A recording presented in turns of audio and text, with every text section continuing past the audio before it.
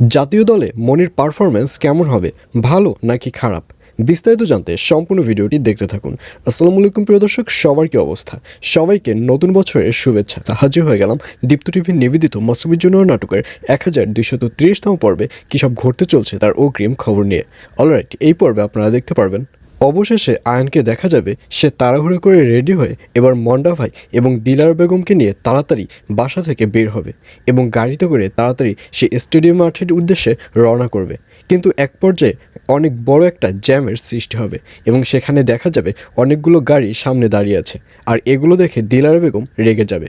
দিলার বেগম বলবে, এত বড় যদি জ্যাম হয় তাহলে মনি তো অলরেডি খেলা শুরু করে দেবে, ও তো ব্যাটিংয়ে চলে যাবে, আমরা তো গিয়ে কিছুই দেখতে পারবো না। আর এই কথা শুনে মন্ডাকে দেখা যাবে সে হাসবে। মন্ডা বলবে, দাদিজান দোয়া করেন যে আমরা যাওয়ার আগেই যেন মনি ব্যাটিংয়ে চলে যায়। আর এই কথা শুনে দিলার বলবে, কেন, তুমি এটা কেন বললে?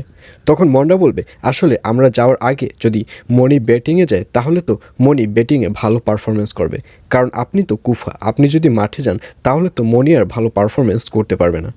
আর এই কথা শুনে দিলারাকে দেখা যাবে সে রেগে যাবে। দিলার বলবে, আমি বাড়িতে বসে বলেছি সেটা এক কথা, তুমি গাড়িতে বসে কেন আমাকে কুফা বললে? এই বলে মন্ডা এবং দিলারকে দেখা যাবে তারা বিশাল একটা তর্কের মধ্যে চলে যাবে, যার কারণে আয়ানকেও দেখা যাবে সে তাদেরকে থামাতে যাবে। আর যার কারণে মনি আয়ানকে যে চিঠিটি দিয়েছিল সেই চিঠিটি আর গাড়িতে বসে আয়ান পড়তে পারবে না।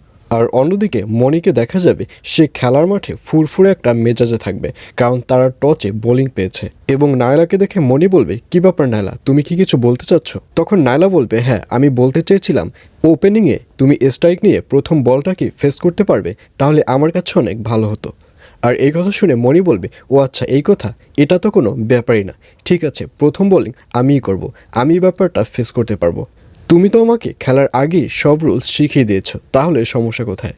আর এই কথা শুনে নায়লা বলবে, ও আচ্ছা তোমার সেটাও মনে আছে? তখন মনি বলবে, অবশ্যই থাকবে, কেন থাকবে না, এটা আমার স্বপ্ন বলে কথা।